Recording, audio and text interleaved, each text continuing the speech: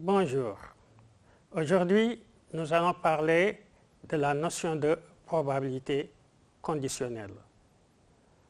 Nous allons partir d'une introduction et à partir de cela, dégager la formule qui nous permet de calculer la probabilité d'un événement conditionnellement à un autre. Dans une population de 300 individus, 60 sont atteints par une maladie.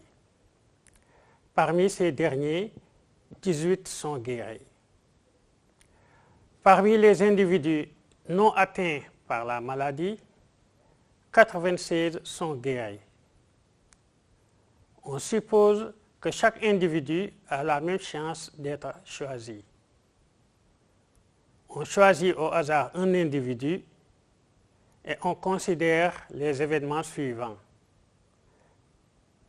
A. L'individu choisi est atteint par la maladie. G. L'individu choisi est guéri.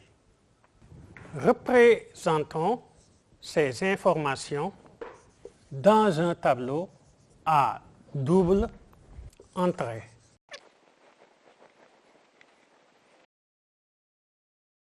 Alors, nous avons ici cardinal de A,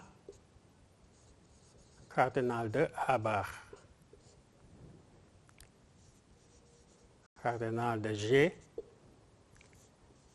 cardinal de G bar. Nous avons ici le nombre d'individus atteints par la maladie. Ils étaient au nombre de 60. Parmi ces individus atteints par la maladie, 18 sont guéris. Parmi les individus non atteints par la maladie, 96 sont guéris.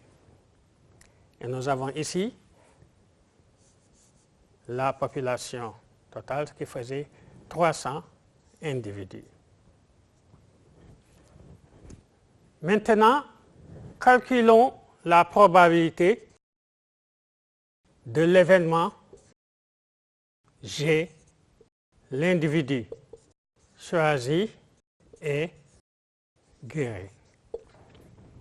Puisque chaque individu a la même chance d'être choisi, nous sommes en présence d'une équiprobabilité.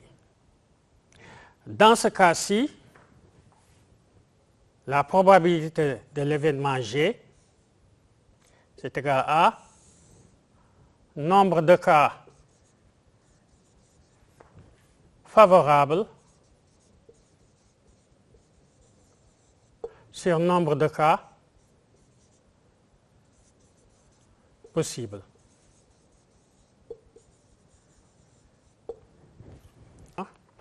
Parmi les individus qui sont guéris, il y a ceux qui sont atteints par la maladie, ils sont au nombre de 18, et ceux qui ne sont pas atteints par la maladie qui sont au nombre de 96. Donc au total, ici, on aura le nombre 114 qui représente le nombre de cas favorables sur 300 qui est le nombre de cas possibles. Donc P de G est égal à 114 sur 300. Maintenant, sachant que l'individu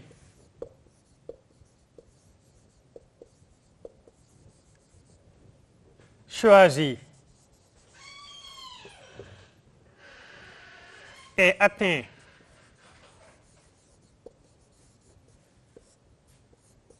par la maladie,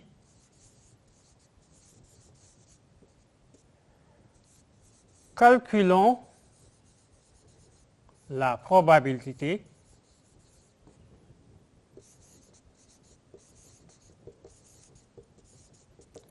pour qu'il soit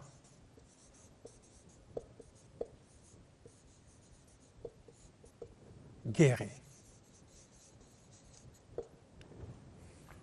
Maintenant, nous ne regardons plus parmi les 300 là.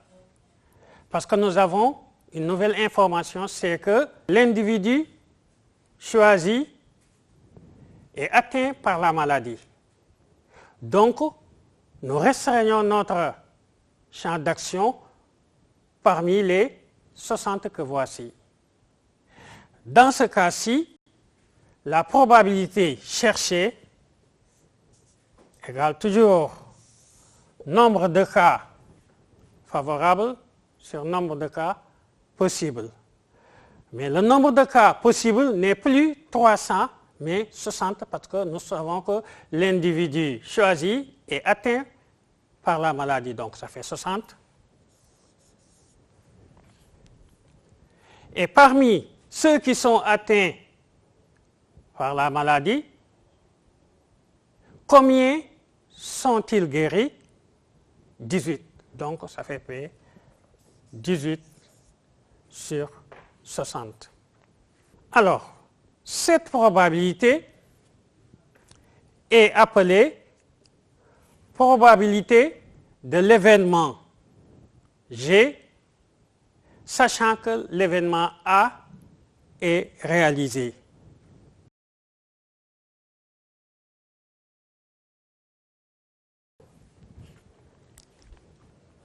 Elle est notée P de G par rapport à A ou P de G sachant A.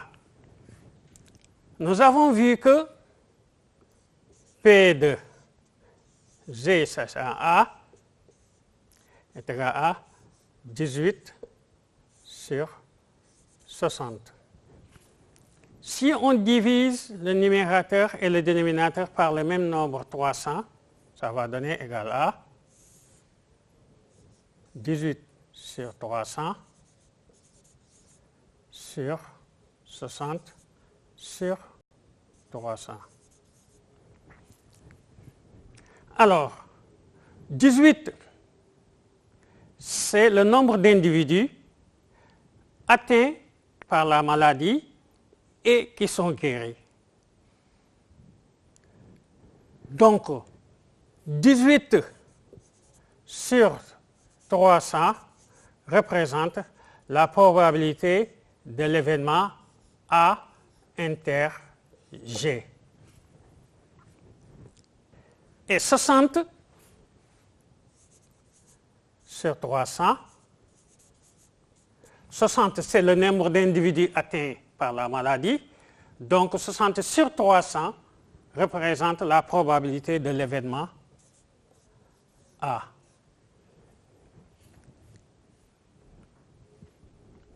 D'où la formule qui nous permet de calculer la probabilité conditionnelle d'un événement par rapport à un autre. P de G sachant A donc est égal à P de A inter G sur P de A.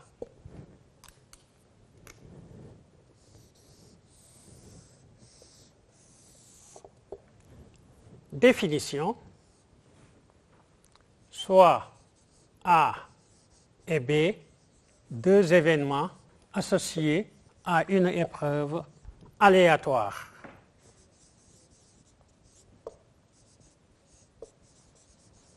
A étant de probabilité non nulle. On appelle probabilité conditionnelle de l'événement B par rapport à l'événement